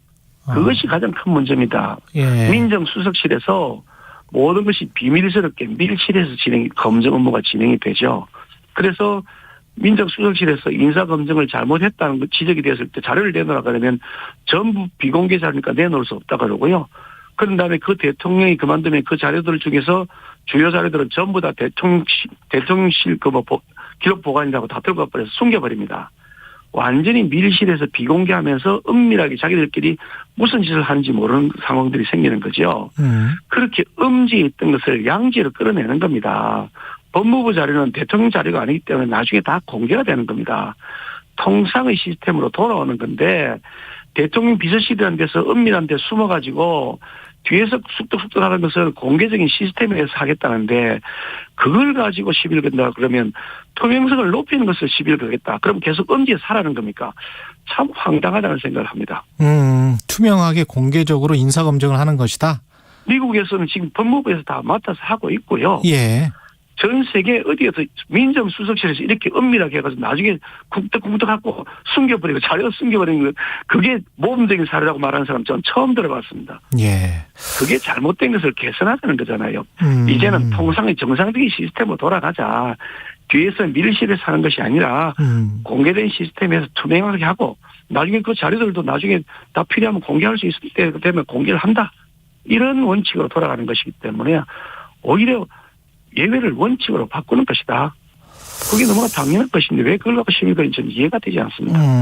알겠습니다. 지방선거 지금 시간이 다 됐네요. 남은 기간의 필승 전략 어떻게 이제 호소를 하실 건지 마지막 한 말씀 부탁드립니다.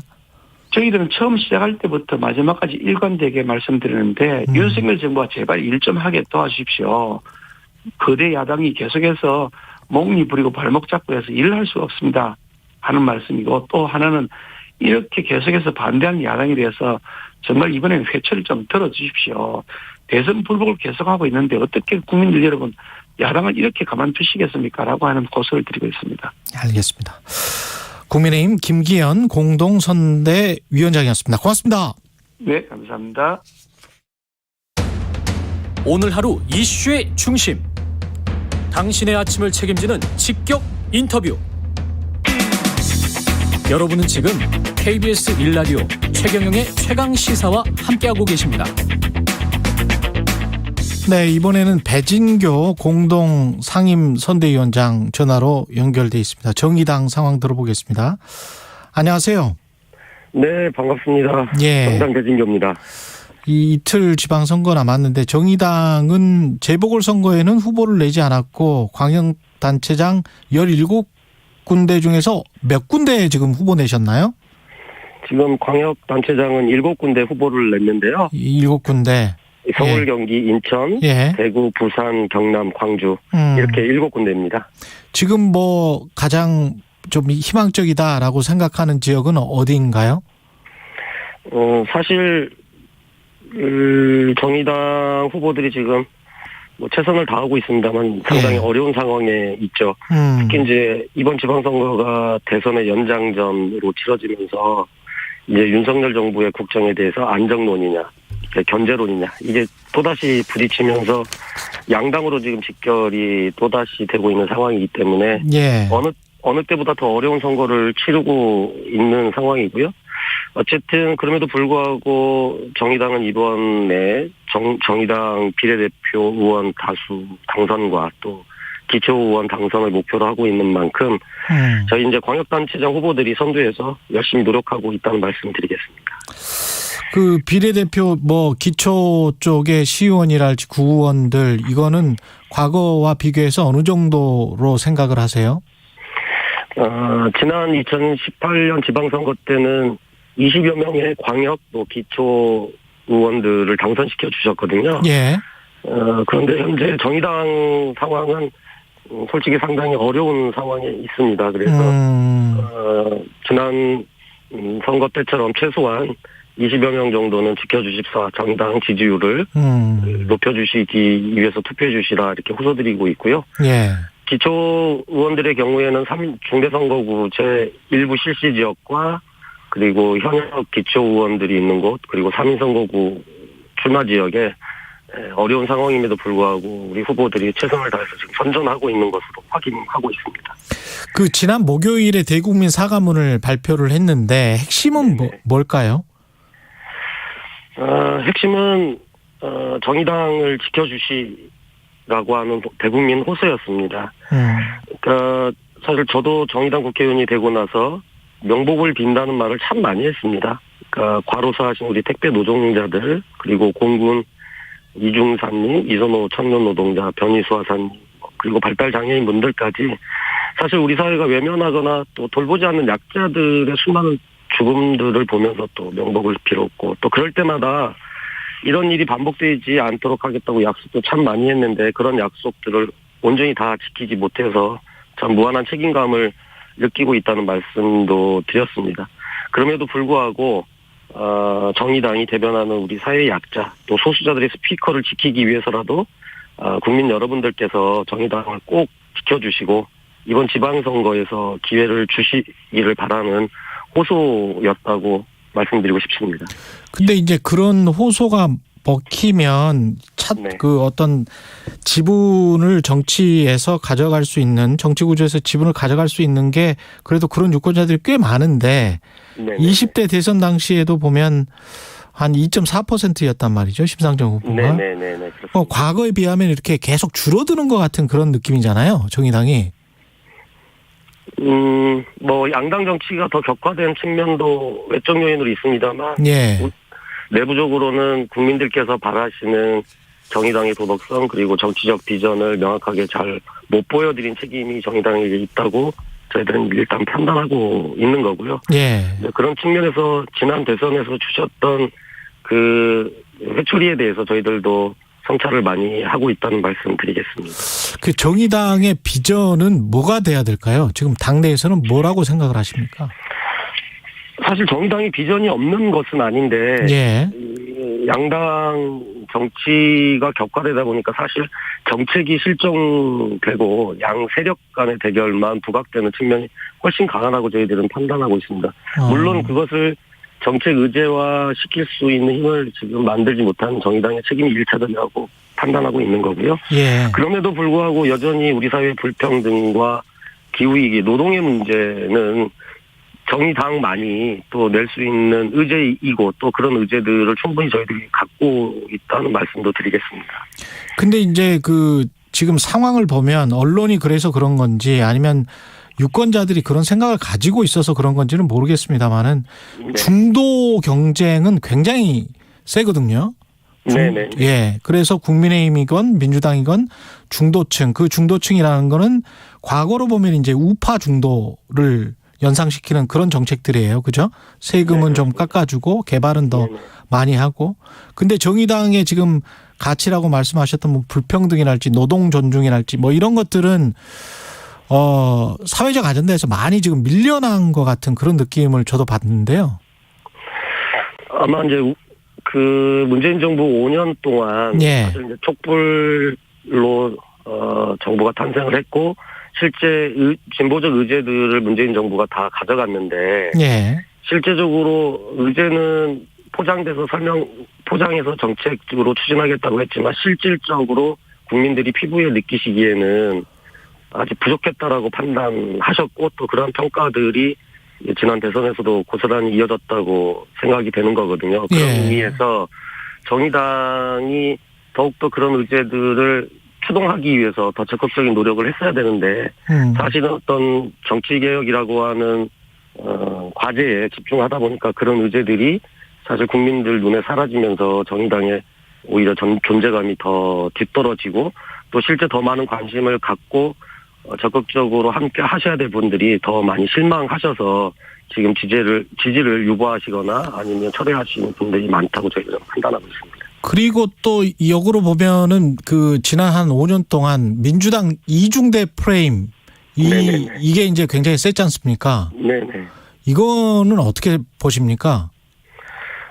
실제 촛불 정부가 탄생하기 전까지 그 민주당과 정의당은 대한민국 민주주의와 개혁 과제들에 대해서 함께 할 수 있는 부분이 상당히 많았다고 생각을 합니다. 네. 그런 측면에서 특정 시기에는 선거연대도 했고 또 무엇보다도 대한민국이 양당제 하에서의 극단적인 대결 정치를 이제는 바꾸고 정치 체제 변화에 대해서 함께 동의한 부분이 있었던 거죠. 그런 측면에서 20대 국회에서 정치개혁 과제들을 주요 화두로 또 삼다 보니까 그런 측면에서 이제 정의당과 민주당의 연대에 대해서 지금도 그렇게 해야 된다고 생각하시는 분들이 계시는데 사실은 지난 총선 때 비례위성 정당 문제로 그리고 문재인 정부가 독자적인 정부로 국정 운영을 하면서 실질적인 선거연대는 끝났다라고 하는 말씀을 지난 총선 이후에 계속 말씀을 드렸고 정의당은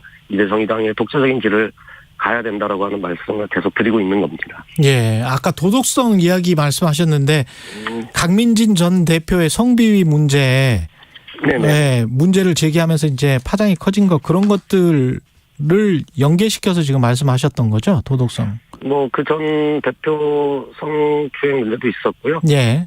네, 그런 포괄적인 문제들을 말씀드리는 겁니다. 이번 사건은 정확한 진실은 뭔가요? 이 사건의 정확한 진위는 다른 것을 떠나서 분명하게 이제 강 전 대표에 대한 성폭력 문제가 발생했다는 것이고. 발생했다. 또, 예. 네, 그리고 강민진 전 대표가 피해자라는 사실입니다. 그래서 정의당은 이전에도 그래 왔지만 모든 것을 피해자의 입장에서 문제를 해결하기 위해 노력하고 있고 또 모든 것을 원칙적으로 해결하려고 노력하고 있다는 말씀 다시 한번 드리고요. 다만 이제 강 전 대표 입장과 당의 입장이 다소 다르게 비춰진 측면이 있는데 사실관계를 따지려고 했다기보다는 이 문제를 원칙적으로 풀어나가겠다는 당의 입장은 변하지 않았다는 것을 좀 더 명확히 하고자 했던 것이라고 이해해 주시면 될 것 같고요. 네.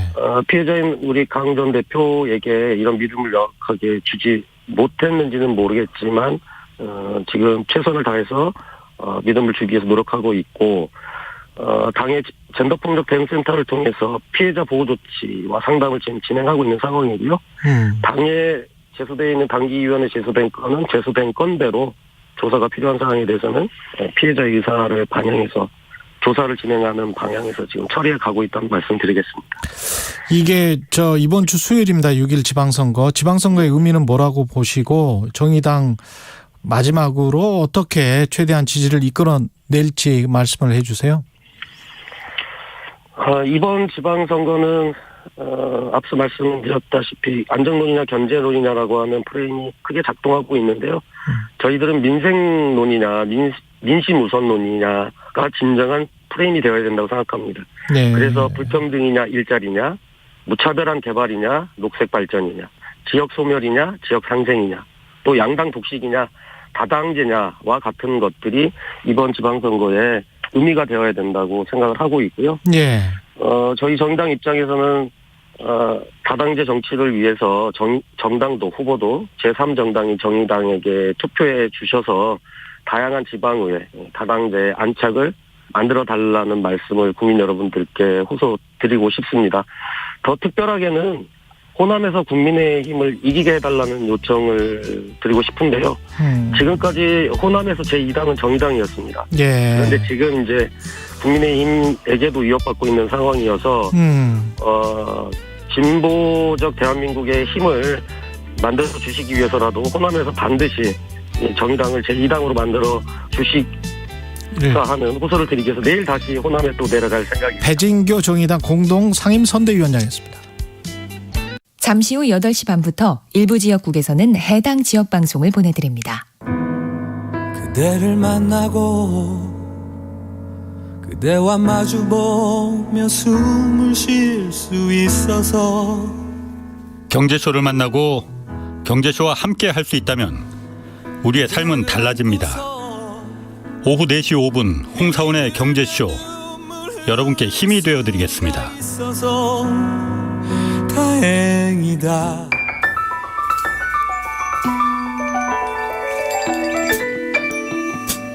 부족해도 괜찮아요. 실수해도 괜찮아요. 길을 잃어도 괜찮아요. 우리에겐 우리가 있잖아요. 매일 오후 5시 5분 주진우 라이브. 지금 시각은 8시 30분입니다. KBS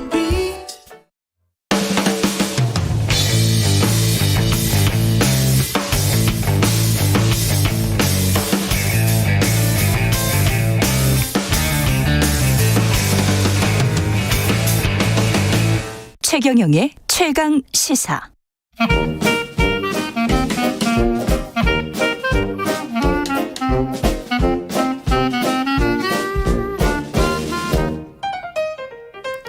네, 최경영의 최강 시사 경제합시다. 월요일은 명쾌한 경제 이야기 해보고 있습니다. 오늘도 박종호 명지대학교 특임 교수 모셨습니다. 안녕하십니까? 예, 안녕하세요. 오늘은 임금 피크제. 네. 야, 이거 정말 뜨거운 감자인데요. 그렇죠. 예, 지난주 대법원이 합리적 이유 없이 연령만을 기준으로 적용된 임금 피크제는 무효다. 이게 지금 경영계, 노동계 다 제각각 반응하고 있습니다. 예, 사실 임금 피크제를 이번에 대법원 판결이라는 어떤 이슈가 있었기 때문에 많은 분들이 다시 관심을 가지게 되긴 했습니다만 저희 쪽에서는 그냥 늘 이슈였고요. 그렇죠. 늘 이걸 어떻게 정리도 안 하고 계속 미루기만 했느냐라고 하다가 이번에 한번 크게 이슈가 돼서 다시 한번 얘기할 수 있는 기회가 된 것 같습니다. 먼저 임금 피크제라는 게 왜 도입됐는지를 간단히 말씀드리면 왜 도입됐는가? 네. 예. 일정 나이가 되고 나서도 인건비를 조금 조정해서라도 더 다닐 수 있는 여러 가지 제도적인 틀을 만들기 위한 게 임금 피크제라고 간단히 말씀드릴 수 있는데요. 예. 이걸 이제 도입하게 된 건 우리나라뿐만 아니라 외국에서도 초고령 사회에 진입하면서 이 과정에서 나이 드신 분들을 활용해야 될 사회적인 어떤 환경이 있었고 그렇습니다. 이제 청년들은 없는데 일할 사람은 누가 있냐 이런 게 하나 있었고요. 그다음 두 번째는 우리가 예상한 것보다 잔존 여명이 너무 길어지다 보니 그분들의 안락한 노후를 위해서도 필요하지 않겠느냐 이런 것들에 의해서 도입이 된 거죠. 그렇죠. 일본도 사실 고령자 고용제도라는 게 우리 임금 피크제 같은 거잖아요. 맞습니다. 예. 일본 거를 우리가 가장 많이 벤치마킹을 했고요. 그렇죠. 유럽에서도 없는 건 아니고 뭐라고 해야 되냐면 조정적 퇴직제도라고 해서 그러니까 원래 퇴직이 있는데 점진적 퇴직제도. 예, 맞아요. 번역을 점진적, 조정적 이렇게 했는데 이게 유럽은 스웨덴에서 제일 먼저 시작했다가 11개국 정도에서 수행을 하고 있어요. 그런데 우리가 하고 있는 임금 피크제랑 똑같느냐라고 말하기에는 조금 다릅니다. 왜냐하면 국가마다 어떤 틀을 놓고 우리처럼 시행을 하는 게 아니라 굉장히 좀 폭이 넓어요. 방식이. 그렇군요. 예, 그러다 보니까 그거는 딱 우리 임금 피크제랑 똑같다 이렇게 할 수는 없고요. 일본은 고령자 고용제도 사실 우리가 벤치마킹한 거는 일본 제도였던 것이고 이게 원래 취지는 고용 유지를 하면서도 그러면서도 호봉제니까 인건비는 좀 조정해야 되지 않나. 그 고용 호봉제라는 특징이 일본도 있고 한국도 있고 그렇지 않습니까? 맞습니다. 사실 호봉제라는 특징이 가장 큰 이 임금 피크제를 논의하게 된 배경이 됐는데요. 그것 때문에 또 이제 뜨거운 감자가 됐는데 그렇죠. 우리나라랑 일본은 어떻게 보면 제조 강국으로서 공정 기술이라든가 현장에 계신 숙련공들을 기반으로 그동안 발달해왔다라고 해도 과언이 아니거든요. 장인. 예, 그러다 보니까 예전에 호봉제도라는 건 지극히 현장 부합성이 높았었어요. 예전에는.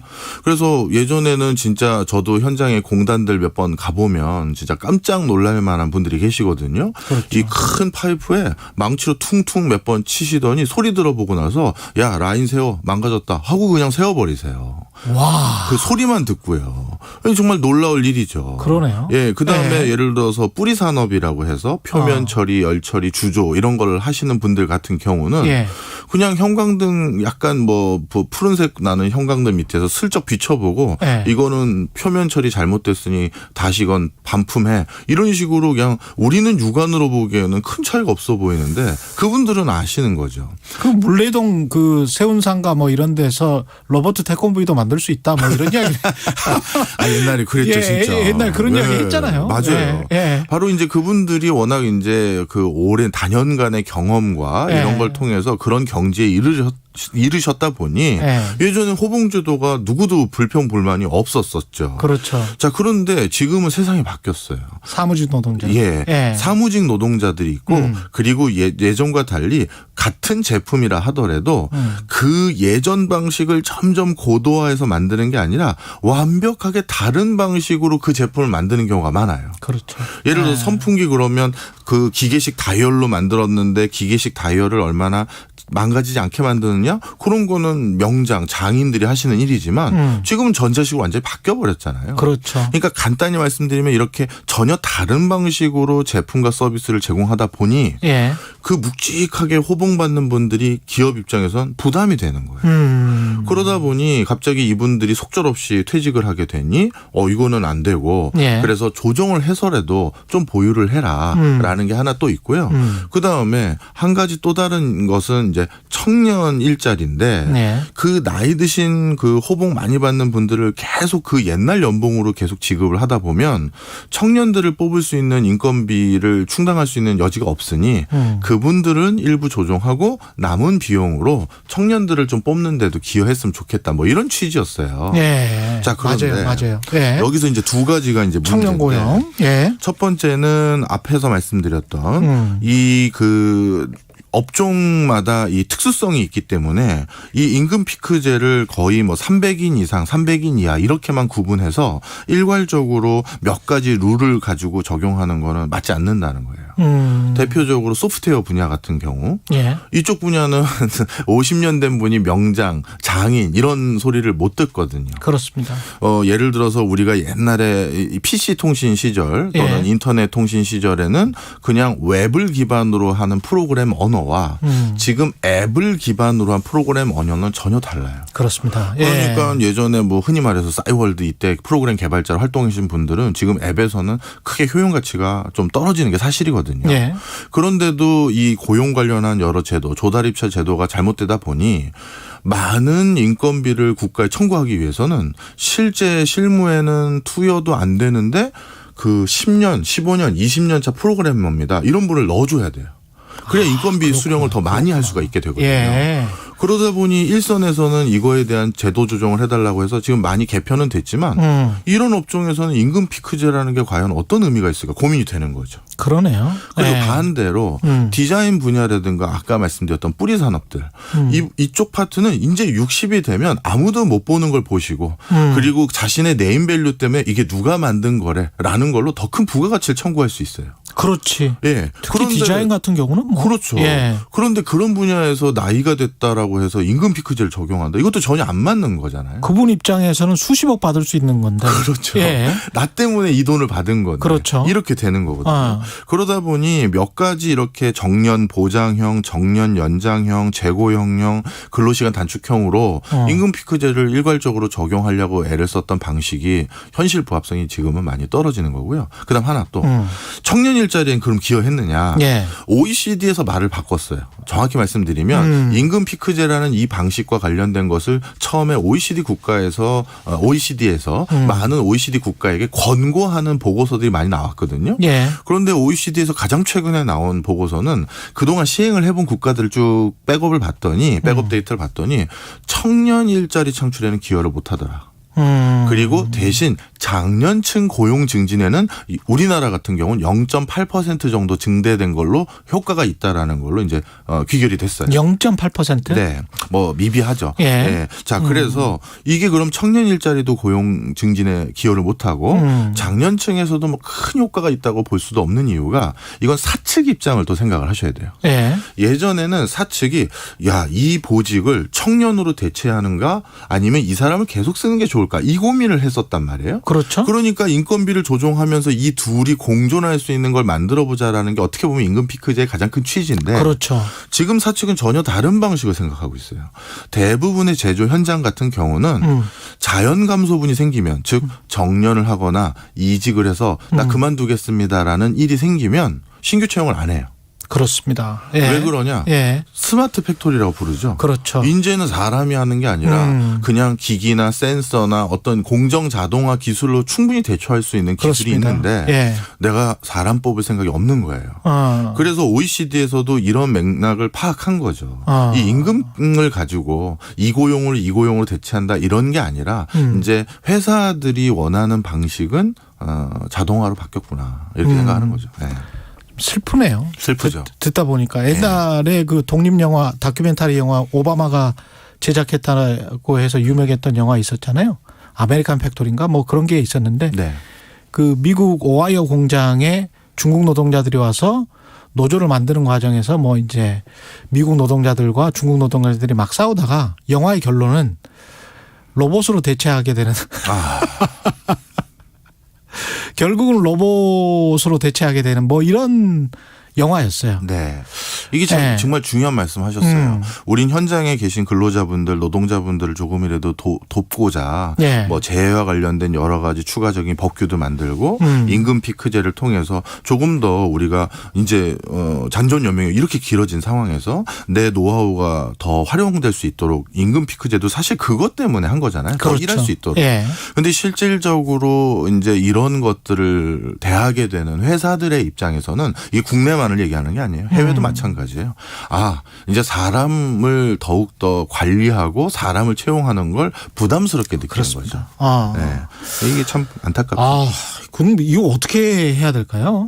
참, 이 노동계에서는 당장 이 판결 자체를 이제 해석을 임금 피크제가 무효면 이제까지 못 받는 월급이랄지 이런 거를 받을 수 있는 거 아니냐 뭐 이렇게 이제 해석을 하면서 집단 소송이랄지 뭐 소송을 준비하고 있다 이런 보도들이 있거든요. 이건 당연한 거죠. 왜냐하면 나도 그동안 그럼 내가 불이익을 당한 거네? 이런 인식을 심어준 것이고. 그렇죠. 그리고 실제 불이익을 당한 분들도 계세요. 무슨 얘기냐면 임금 피크제의 진정한 목적성은 인건비를 깎기 위한 용도로 활용하면 이건 안 되는 거거든요.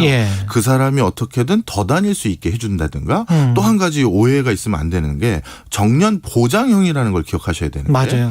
원래 정년이 회사에 있었는데 이분은 정년까지 그 근속을 못할 가능성이 높은 분이었는데 자 너에게 인건비를 깎아주면서 우리 회사가 제시하고 있는 정년까지는 달릴 수 있게 해줄게. 이것도 되는 거예요. 그러니까 무조건 회사에서 정한 정년보다 더 다니도록 하는 게 임금 피크제가 아니라 정년보다 나는 일찍 퇴사를 할 가능성이 높았지만 조정을 해서 정년은 우리 회사에서 보장하겠다. 이것도 가능한 거거든요. 그렇죠. 이건 오해하시면 안 됩니다. 하여튼 이 여러 가지 요소는 결국 근로자가 회사에 더 재직할 수 있는 기회를 주겠다는 건데 그런 기회는 안 주면서 임금 피크제를 활용해서 인건비만 깎은 회사 이런 회사 분명히 없다고 할 수 없어요. 그러니까 그거는 잘못됐다는 게 이번 판결에. 그렇죠. 그런데 그런 비중이 과연 실제 우리가 지금 30인 이하에서 임금 피크제를 적용하고 있는 회사가 17% 정도 되는 거고 그렇죠. 30인이 아니라 300인요. 그다음에 300인 이상인 경우에 47% 정도 돼요. 그럼 이 숫자들 중에서 과연 임금 피크제의 본연의 목적을 활용하는 회사와 인건비만 깎으려는 회사의 비중이 얼마인지는 솔직히 아직 모르거든요. 그렇지. 잘못하면 진짜 줄 소송이 있을 수 있죠. 결국은 역사와 문화가 참 크게 영향을 미치는 것 같은 사회적 합의가 필요할 것 같습니다. 결국은 성과급제, 성과를 누가 어떻게 합리적으로 측정할 것인가. 그게 젊든 늙든. 그리고 이제 이게 연봉제랑 어떻게 기존의 연봉제랑 그 대체될 것인가 그 문제네. 학계에서는 이런 표현을 써요. 노벨 경제학상은 있지만 노벨 경영학상은 없잖아요. 그런데 노벨 경영학상이 있으면 가장 마지막까지 지금 경영학자들이 해결 못하는 과제가 하나 있어요. 바로 급여 어떻게 주는 거와 승진 어떻게 하느냐예요. 맞습니다. 쉽게 말씀드리면 맞아요.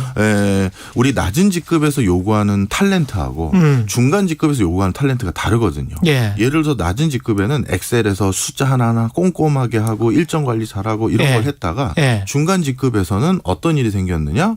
이제는 그런 게 중요한 게 아니라 옆에 부서하고 이제 관리하고 바깥에서 대외 조정하고 뭐 이런 게 중요한데 이건 엑셀 잘하는 사람이 이것도 잘한다는 보장이 없잖아요. 그렇지. 다른 재능이거든요. 그렇죠. 그런데 이 엑셀 잘하던 사람을 승진시켜주고 월급도 더 줘야 되는 건데 맞습니다. 중간 직급에서 원하는 탤런트는 또 다르고 또 최상위 직급에서 원하는 비전 설정하고 이런 건 또 다른 거거든요. 그래서 이걸 어떻게 조정하느냐를 아직 아무도 못 풀고 있고요.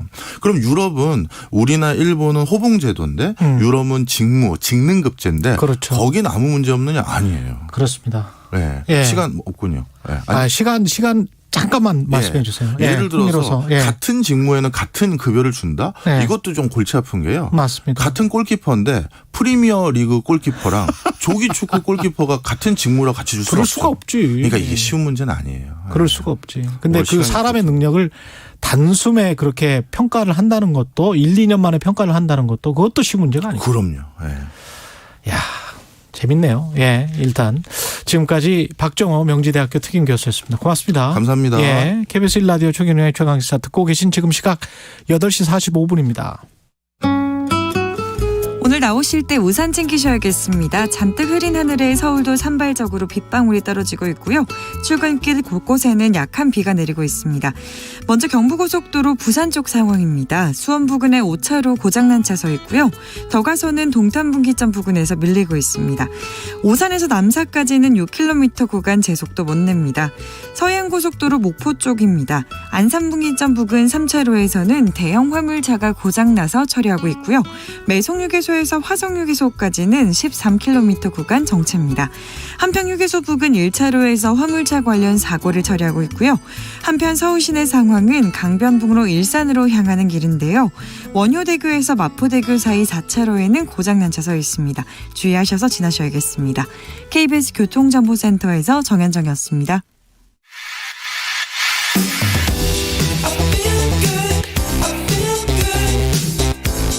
세상에 이익이 되는 방송 최경영의 최강시사.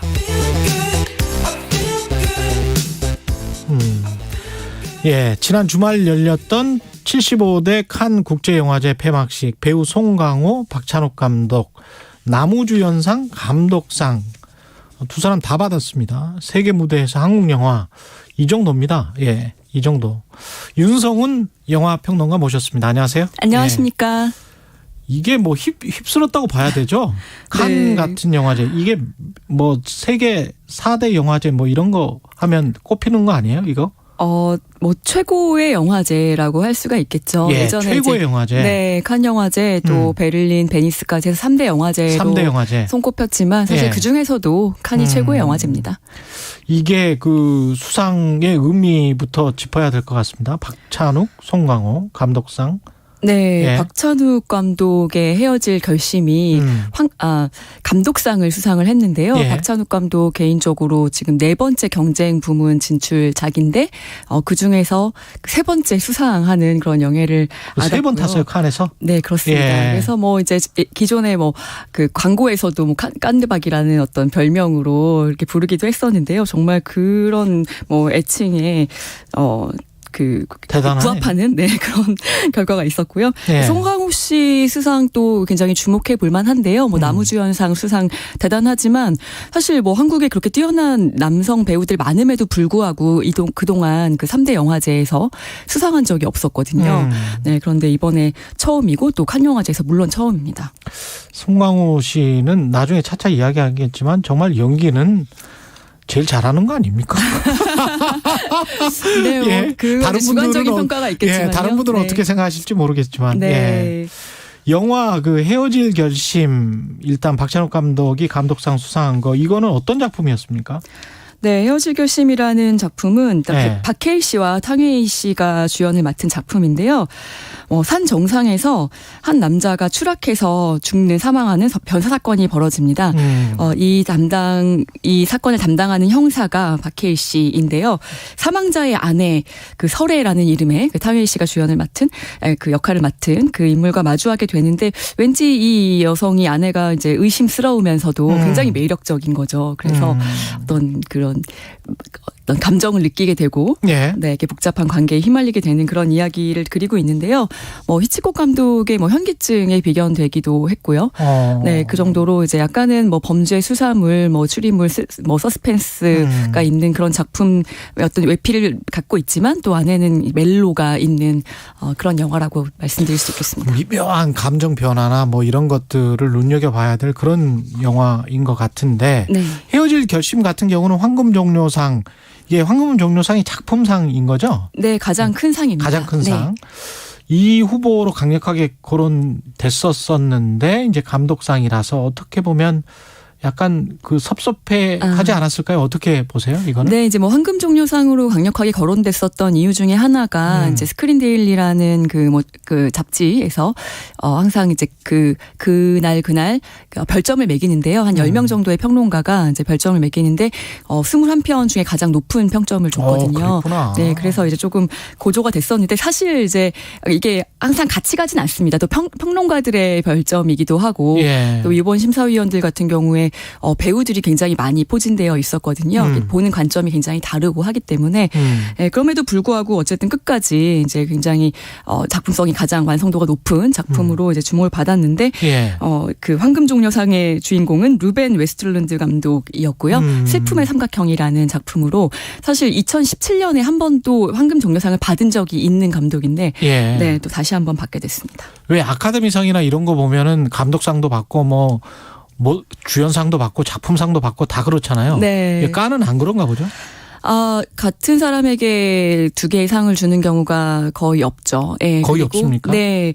그러니까 한 부문에 두 개의 상이 공동 수상하는 경우는 종종 있고 이번에도 있었고요. 네. 그런데 이번 같은 경우에 박찬욱 감독이 그런 말을 했었죠. 이게 다른 작품으로 왔기 때문에 우리가 같이 수상할 수 있었지 않았냐 이렇게 얘기했던 것은 박찬욱과 송강호가 네, 다른 작품이었기 때문에 근데 이제 아예 없는 것은 아닙니다. 아예 없는 건 아니에요. 이제 75회잖아요, 지금이. 70회에서도 그런 경우가 있었어요. 각본상과 나무주연상을 같이 수상한 작품이 있었습니다. 그렇군요. 지금 송강호가 나무주연상을 받은 거는 송강호 배우가 영화 브로커인데 이게 지금 남자 배우로는 최초고. 네. 그렇죠? 전도연 씨가 최초의 여우주연상을 받았기 때문에 미량으로. 예. 근데 이게 7번째 도전이었습니까? 송강호 씨는? 칸 영화제 이제 초청받은 작품들 이제 요번에 7번째라고 이야기를 하는데요. 제가 조금 더 정확하게 설명을 드릴게요. 괴물이라는 작품은 사실 감독 주관 초청작이라서 공식 초청작은 아니었다고 이제 말씀드릴 수가 있겠고요. 놈놈놈이라는 영화는 이제 비경쟁 부문, 비상선언도 비경쟁 부문. 그러니까 미량, 박쥐, 기생충 이번에 브로커까지 경쟁 부문 진출작은 이제 4편째였고 4번째 만에 나무주연상을 수상하시게 된 거죠. 와, 그 전에 그 영화들도 지금 이야기를 듣다 보니까 대단한 영화들이었고 대단한 연기였었습니다. 그럼 좀 늦은 감도 있어요. 우리 입장에서 봤을 때는 송강호의 진가가 대단했는데. 네, 국내에서는 이렇게 모든 영화상을 정말 휩쓸어왔던 그런 배우였기 때문에 국제 무대에서 조금 나무주연상이 늦은 것은 아닌가라는 그런 생각이 들기는 하지만 근데 이제 이렇게 생각해 볼 수도 있을 것 같아요. 지금 이 브로커라는 작품에서 사실 그 남성 배우 혼자서 이렇게 끌고 가는 작품이라기보다는 여러 명의 주연이 같이 이렇게 합을 맞춰야 되는 그런 작품이었음에도 불구하고 나무주연상을 송강호 씨에게 준 것은 그 전까지의 연기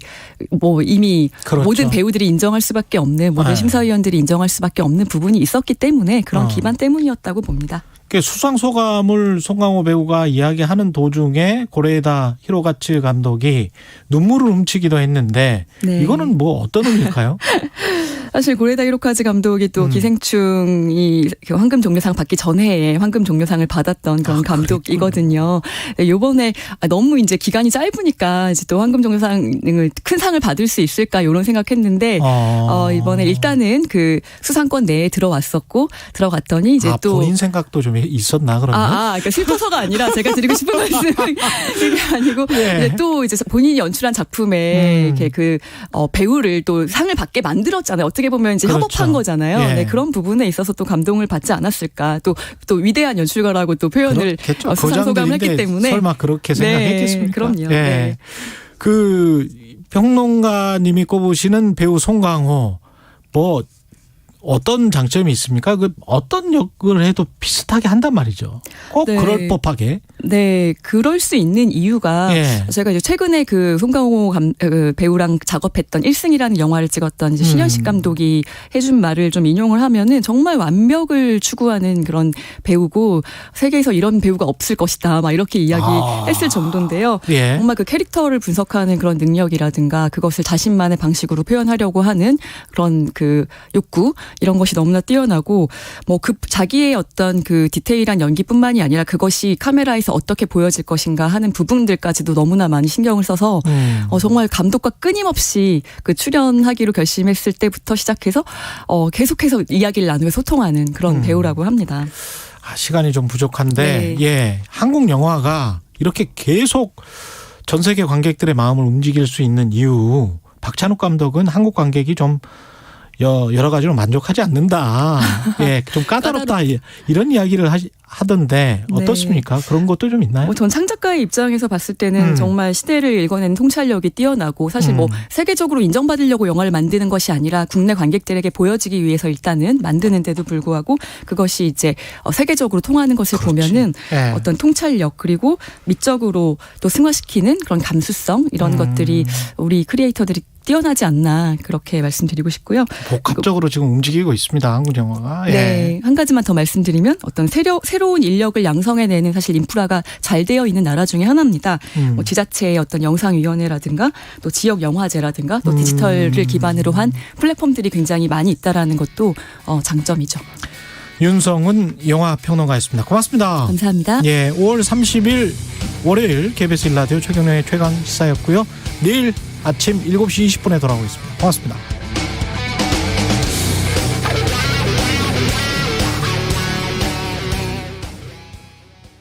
서울교육은 더 질 높은 교육으로 나아갑니다. 포스트 코로나 교육 회복을 강력하게 추진하여 기초, 기본 학력을 책임지고